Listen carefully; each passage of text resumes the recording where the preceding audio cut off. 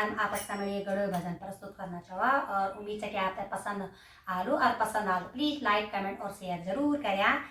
जयकारा शेरा वाली दा बोल साचे दरबार की जय हो, बोलिए पहाड़ों वाली मैया की जय हो, बोलिए दीवा माँ भगवती मैया की जय हो।